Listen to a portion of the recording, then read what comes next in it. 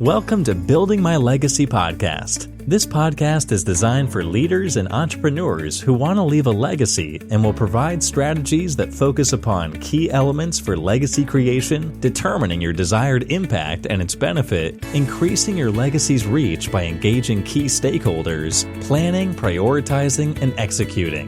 Here's your host, Dr. Lois Sonstegard.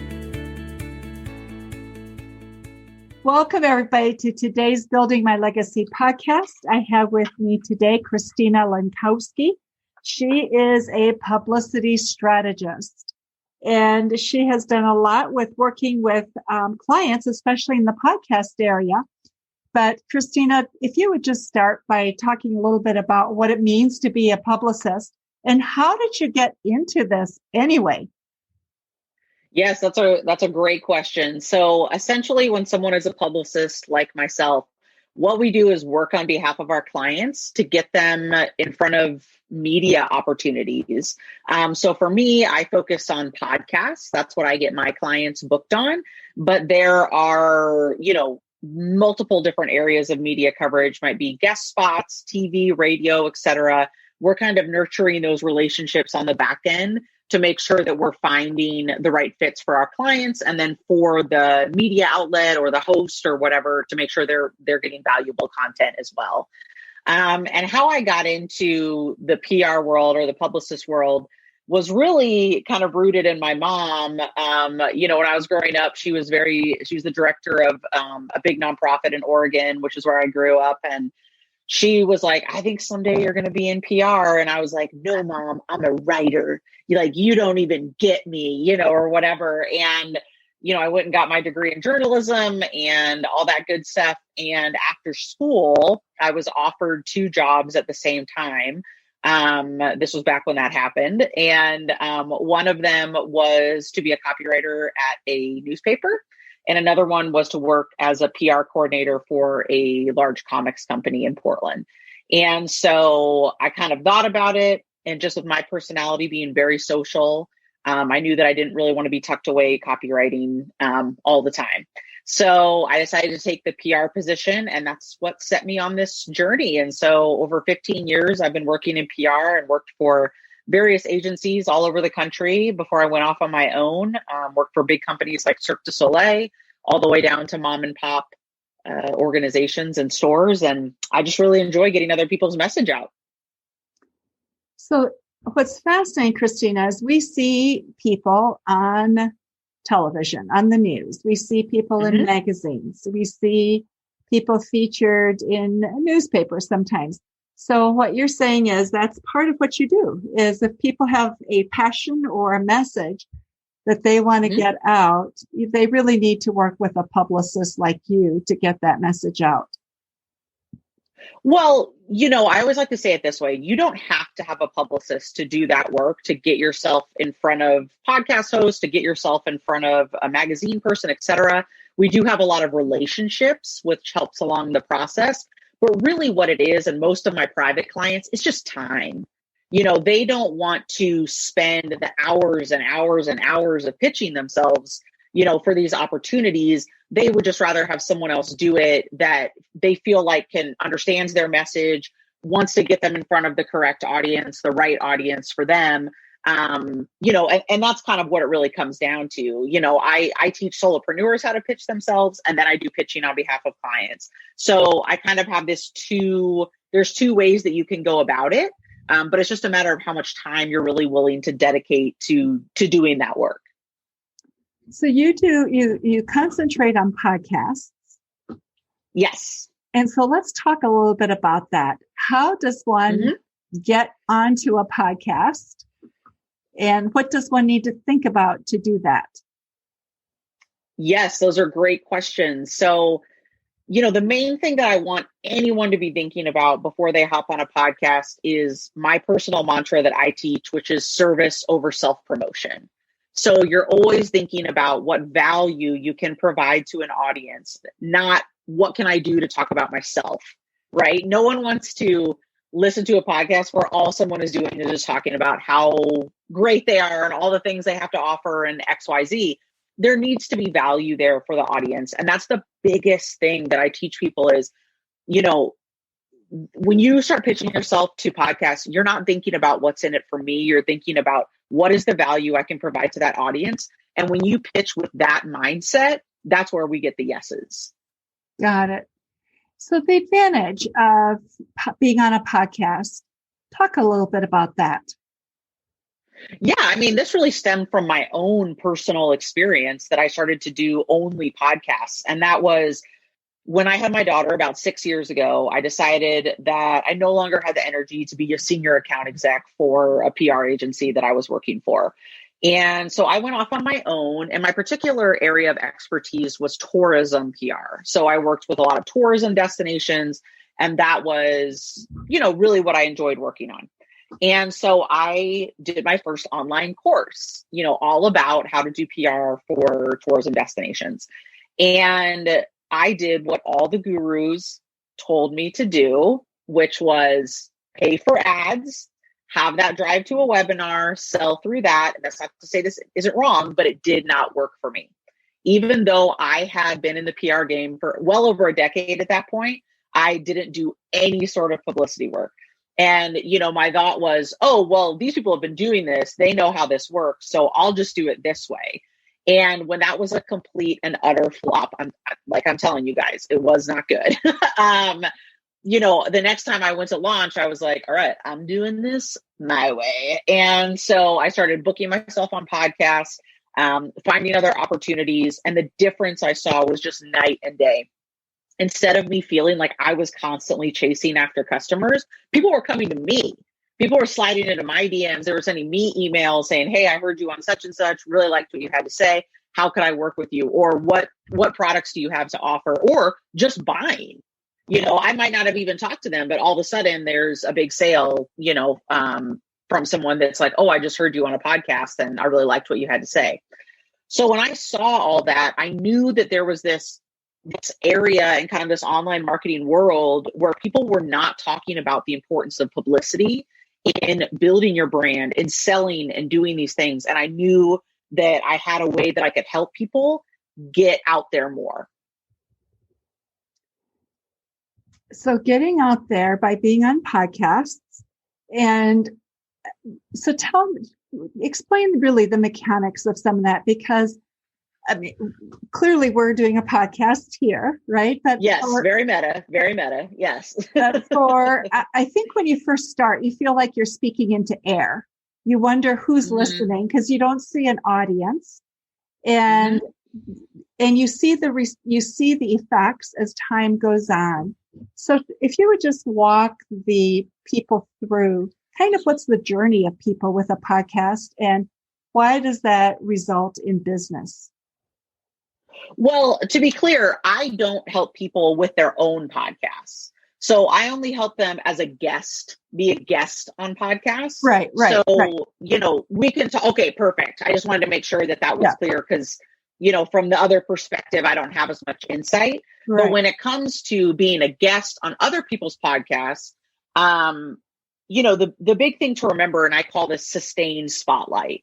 So just like you said, the first few podcasts that you're on, they might not be bigger podcasts. They might be ones where you're kind of getting your feet under you. You stumble over some words. You're not, which is okay, by the way. That all happens. You're not quite sure what's going on. You're all nervous, et cetera. But the sustained spotlight, which is the term that I like to use, means over time, you're going to see that grow and grow in your business. You're suddenly going to hit a tipping point and all these opportunities are going to open up for you. Now, I can't tell you when that's going to happen. I can't tell you if that's 5 podcasts down the road, 10 podcasts down the road. We don't know what that is. There's no scientific number to that. But when it comes to my clients, the things that they see, like I have one particular client, we've been working now together for 6 months. The opportunities that he's having come his way because he's been on podcasts is huge. And those aren't things that you can even predict. These are opportunities that he never saw coming. And so that's kind of what it's like to be on podcasts. It's going to open up these avenues for you, but you don't even know yet what those avenues are going to be.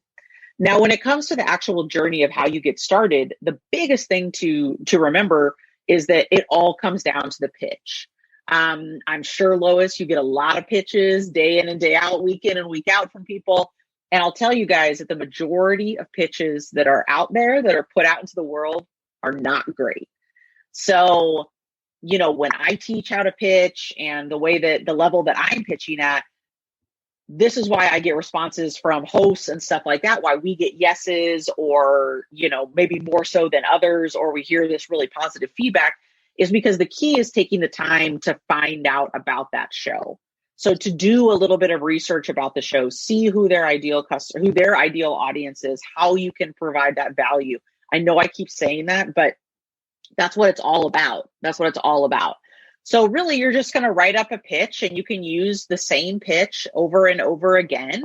In my training that I do every month, we could talk about creating your pitch template, and then you can just, customize that to whomever you're generally talking to after you've done your research and send that off. It's going to get easier and easier as you go. But generally, you're sending things through email, maybe with a follow-up on an Instagram DM or something like that.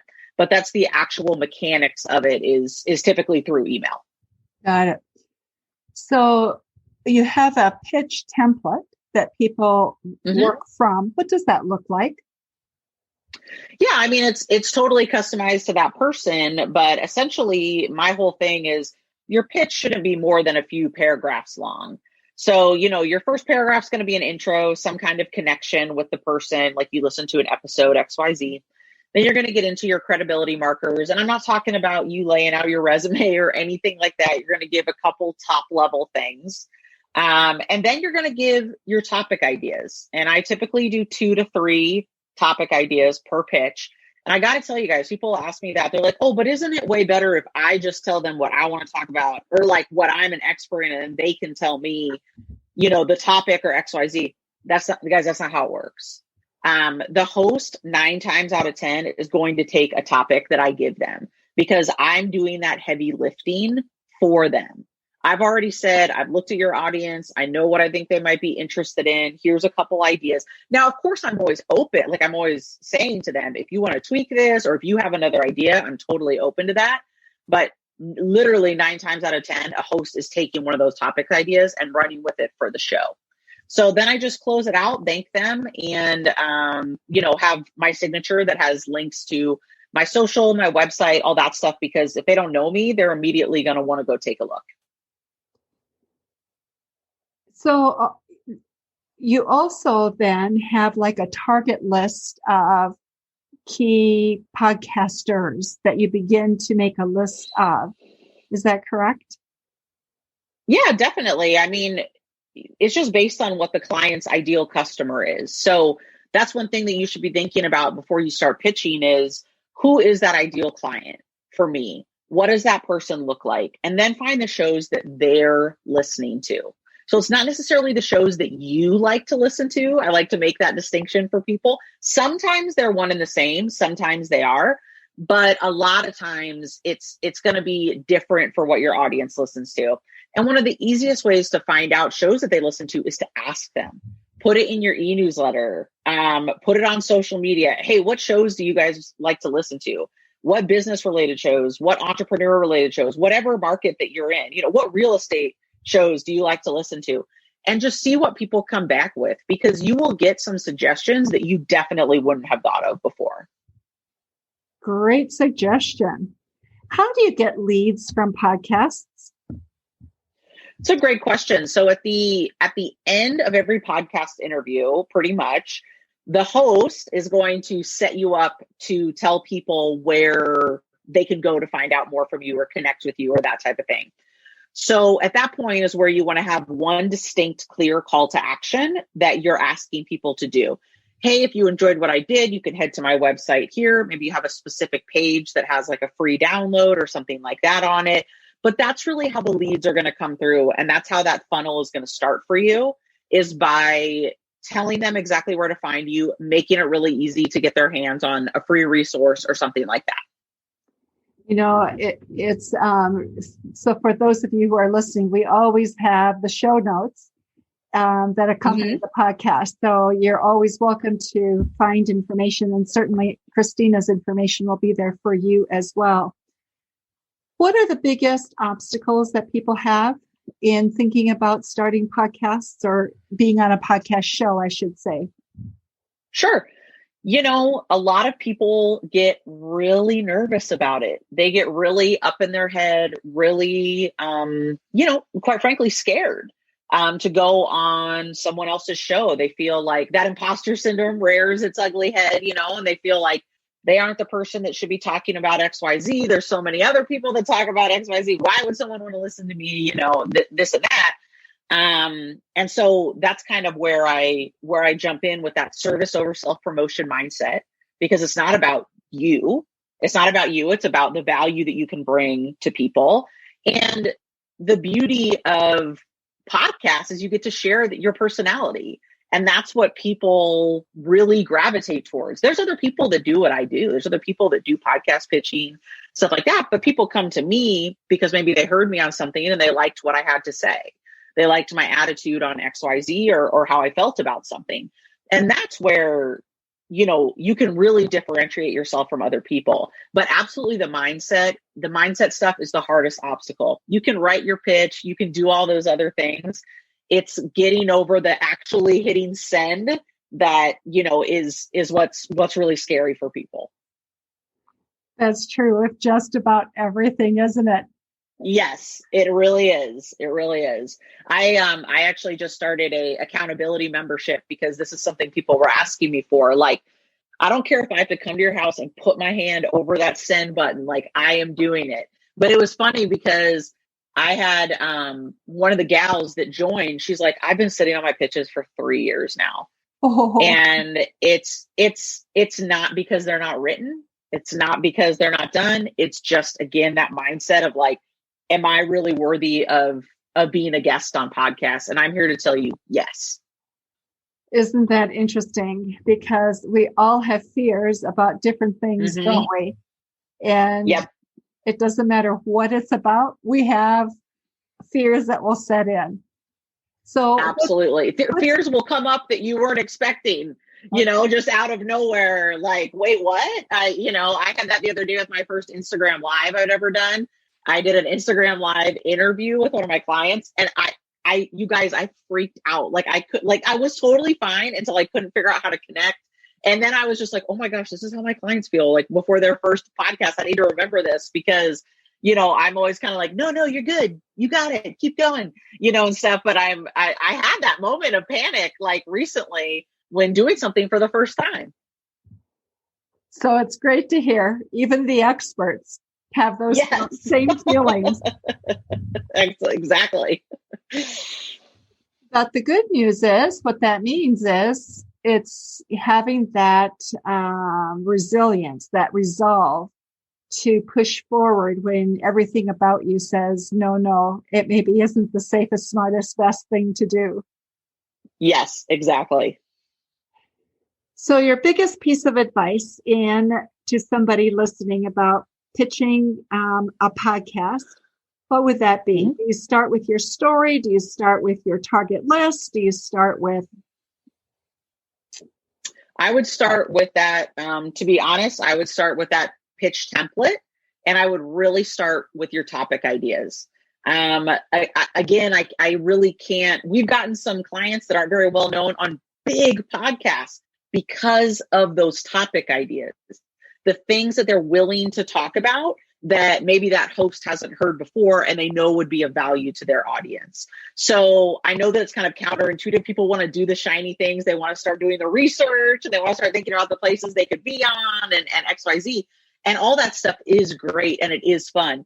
But first and foremost, I really want you to dig deep and think about what you feel comfortable talking about that people can garner value from. And I can give a few examples of that, Lois, if that sounds good, of kind of some of those topic ideas that people really like.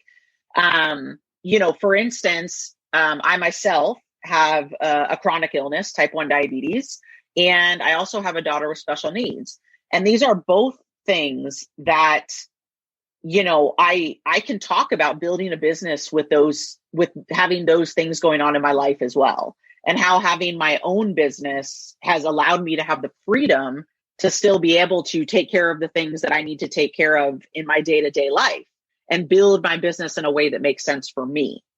And so stuff like that is things that people really, really relate to. That's the stuff that they remember. They're like, oh, I also, I can't even tell you how many times people are like, I have type 1 too. Like it, things like that where I get little DMs or stuff like that, which I just love in general anyways, because hey, diabesties, you know what's up. But I like to have those connections with people in that way. I have other clients of mine. One of them is, he was really telling his origin story of how he started his business. He's an out, gay Latino man. Then he was working in these C-suites of these huge companies in the Silicon Valley and found that he was still being discriminated against for multiple reasons. And so kind of telling how that all came to a head and why that led him to start his own business, helping underrepresented entrepreneurs learn how to do sales, which is what he specializes in. So these real conversations that people are having are the conversations that people remember. And they're the things that really drive engagement. When people hear something they really love like that, that's when you get a DM, you get an email, you have someone booking a call because you were very memorable to them.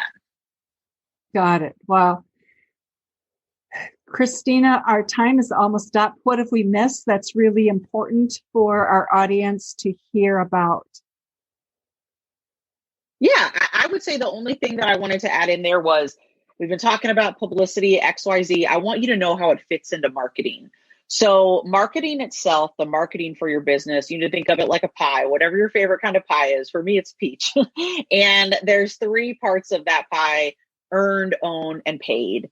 And paid and owned are the things that we're taught a lot as online business owners. So paid is obviously stuff you pay for, ads, maybe an influencer campaign, something like that. Owned are the channels you own. So your own podcast, if you have one, your e-newsletter, your social media channels, your website, etc. You control what goes out on those channels. And then there's earned media. And that's what publicity falls under. And that's where no money is exchanged. And a third party is putting content out into the world that features you in it. So whether that's a podcast interview, whether that's a guest post or radio, TV, like we talked about, there's all kinds of different ways that can happen. But people don't focus on the earned media as much because it's scarier than the other things. The other things have a very distinct ROI. They have a very distinct, plan, XYZ, this and that. Whereas the earned media, you might send out 10 pitches and maybe you hear back from three of those, so people have a hard time with that. They struggle with that. But here's the thing, when you do land one of those places that you want to be on, the impact of that is so much greater than some of those other things. People trust earned media way more than they trust other things that are out there on the internet. So that's where publicity falls in. That's why media is so important, and getting on podcasts and doing this other work is it really ups your know, like, and trust factor with more people than you could even imagine. It's so good to hear that, Christina, because I think people get lost in all of, you're supposed to do this, you're supposed to do that. And after a while, it's so confusing about what fits where. Exactly. What fits where. And I want to be clear, that's not to say that owned and paid aren't important. They are. But people just tend to forget or ignore the earned and not realize that they all kind of need to work together in order for it to be successful. Got it. Wow. Okay. So earned can help you with that know and trust factor. That's so important. Christina, thank you so much for being with us today. Thank you. Building My Legacy podcast. What a joy to have you. And thank you. I had a great time. And we will have information about Christina in the show notes. And if you have any trouble getting a hold of her, please let us know. We'll be glad to get you in contact with her. And please feel free to do that. She's a fount of wonderful information. So I try. Yeah, you do a wonderful job. Thank you, Christina. And thank you for those of you who are listening to Building My Legacy podcast. Remember to visit our website at Build Tomorrow with the number 2 and our social media sites as well. Thank you. You've been listening to Building My Legacy podcast with Dr. Lois Sonstegard. To book your appointment with Dr. Sonstegard, visit www.buildtomorrow.com.